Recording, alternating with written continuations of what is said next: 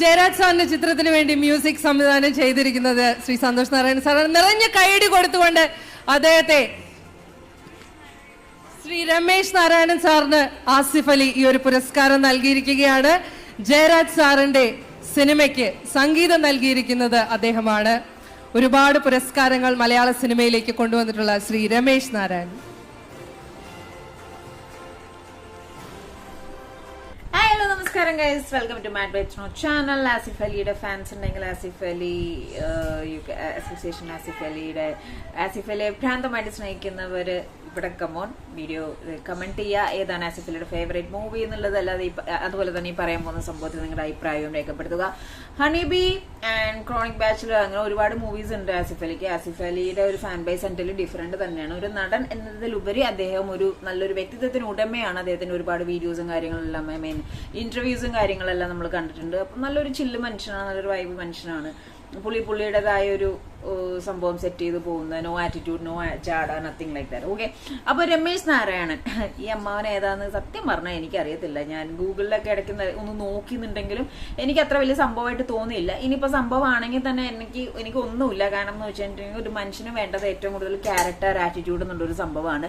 അതായത് yes of course award ഉള്ള സിറ്റുവേഷനിൽ അവിടെ ആ ഒരു അസോസിയേഷൻ ടീം എല്ലാവരും തീരുമാനിച്ചിട്ടാണ് അവാർഡ് ആരൊക്കെയാണ് കൊടുക്കേണ്ടത് എന്നുള്ളൊരു വൈബും കാര്യങ്ങളൊക്കെ തീരുമാനിച്ചു വെച്ചത്.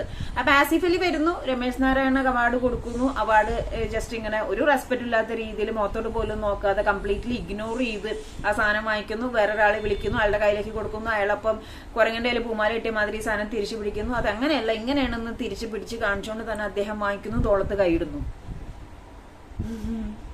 എന്താണല്ലേ ഇതിന് എന്തോ ഒരു ഡയലോഗ് പറയും പണ്ടത്തെ ആൾക്കാര്. അയ്യോ, ആ ഒരു പ്രോവർബ് ഞാൻ മറന്നുപോയി സത്യം പറഞ്ഞിട്ടുണ്ടെങ്കിൽ. എന്തോ മഴയത്ത് കൊട പിടിക്കുന്ന ഒരു സംഭവമാണ്.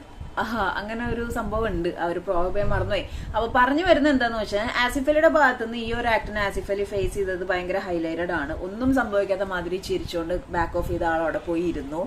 അപ്പം ആസിഫ് അലിയുടെ ആ ഒരു ഇഷ്യൂ ആണ് ഇപ്പൊ സൈബർ ലോകത്ത് ഭയങ്കര സംഭവമായിരിക്കുന്നത്. അത് ഭയങ്കര സംഭവം തന്നെയാണ്. കാരണം എന്ന് വെച്ചിട്ടുണ്ടെങ്കിൽ ഈ പറഞ്ഞ മാതിരി ഫാൻ ബേസ് എന്തിനും ഡിഫറെന്റ് ആണ്. അതൊക്കെ പോരാഞ്ഞിട്ട് ഒരു മനുഷ്യനോട് കാണിക്കാൻ, ഈ നടൻ എന്നതിലുപരി ആ ഒരു വ്യക്തിത്വത്തിന് ഇത്രയും വലിയ ക്രൗഡിൽ അവാർഡ് ഫംഗ്ഷനിൽ വിളിച്ചു കൊണ്ടുവരുത്തിയിട്ട് ഇയാൾ ചെയ്തത് വളരെ മോശമായിട്ടുള്ളൊരു കാര്യമാണ്. കാരണം എന്ന് വെച്ച് കഴിഞ്ഞാൽ ഒരാളെ റെസ്പെക്ട് ചെയ്യാൻ അറിയാതെ ആ ഒരു വിളിച്ചു വരുത്തി ആക്ഷേപിക്കുക, അത് നല്ല രീതിയിൽ ബുദ്ധിമുട്ടുണ്ടാവുന്ന ഒരു കാര്യം തന്നെയാണ്.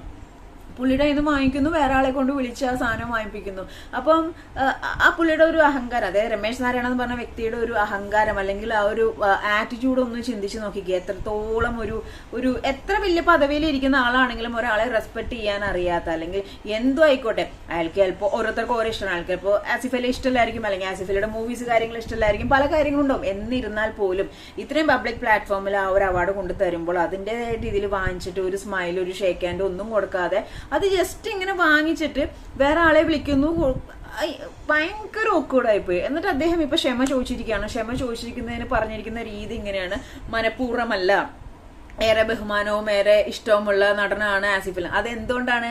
സൈബർ ലോകത്ത്, അതായത് സോഷ്യൽ മീഡിയ ലോകത്ത് ഈ സംഭവം നല്ല രീതിയിൽ പൊങ്കാലയായി പുള്ളിക്ക് കമന്റ്സ് ആയിട്ടും മറ്റു രീതികളായിട്ടും ഒരുപാട് അറഞ്ചം പുറഞ്ചം പ്രശ്നങ്ങൾ വന്നു തുടങ്ങിയപ്പോഴാണ് പുള്ളി പറയുന്നത് മനഃപൂർവ്വമല്ലെന്ന്.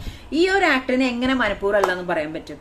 ഇപ്പൊ ഒരു ലോങ് ക്രൗഡിൽ ഏതെങ്കിലും ദൂരെ നിൽക്കുകയാണ് ആസിഫ് അലി, ഇദ്ദേഹം എവിടെയെങ്കിലും ദൂരെ നിൽക്കുന്നു, വിഷൻ കൊടുത്തില്ല, ചിരിച്ചില്ല, നോക്കിയില്ല, അല്ലെങ്കിൽ പെട്ടെന്ന് അങ്ങ് നടന്നു പോയി. ഓക്കെ, പല കാര്യങ്ങളുണ്ടോ. ഇതിന് മുമ്പത്തെ പ്രാവശ്യം ഒരുവാണ് ലാലേട്ടൻ കാറിപ്പോയപ്പോൾ അവിടെയുള്ള ഫാൻസുകളെ, ആൾക്കാരുകളെ നോക്കിയില്ല എന്ന് പറഞ്ഞിട്ട് കുറച്ച് ഇഷ്യൂസും കാര്യങ്ങളൊക്കെ കുറച്ച് ഡേയ്സ് ബാക്ക്, ഈ മന്ത്സ് ബാക്ക് ഉണ്ടായിരുന്നു.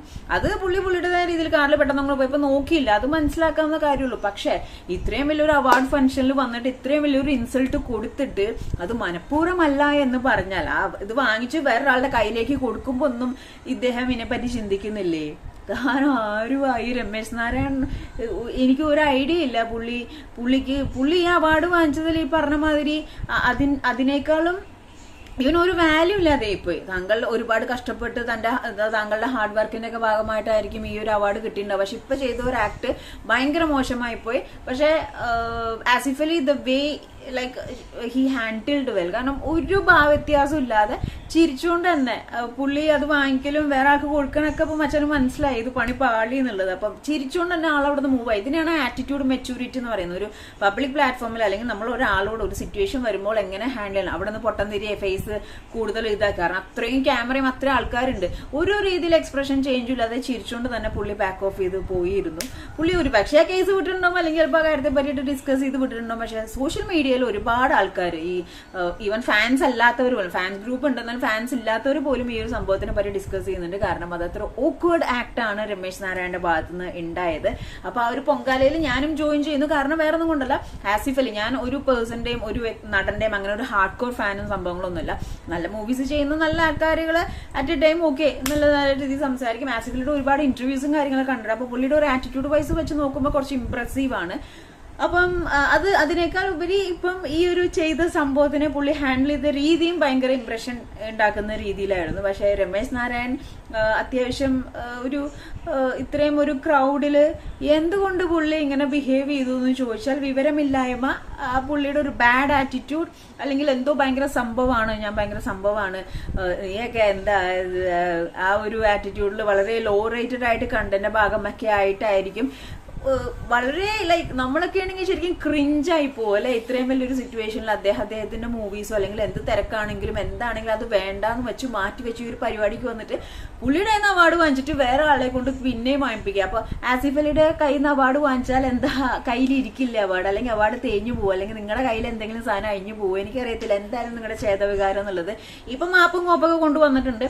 മനഃപൂർവ്വം ചെയ്യുന്ന കാര്യങ്ങളെ ലൈക്ക് തെറ്റെന്ന് പറയുന്നത് അറിയാതെ പറ്റുന്നത് മനഃപൂർവ്വം ചെയ്യുന്നതുണ്ട്. അപ്പൊ മനഃപൂർവ്വം ചെയ്യുന്ന ഒരു സംഭവത്തിന് ഇപ്പൊ സോഷ്യൽ മീഡിയയിലെ ആൾക്കാരുടെ പൊങ്കാല കാരണം ഒരുമാതിരി തന്റെ സോറിക്ക് പോലും അല്ലെങ്കിൽ ആ ഒരു ക്ഷമയ്ക്ക് പോലും ഒരു ജീവനുണ്ടെന്ന് എനിക്ക് തോന്നുന്നില്ല.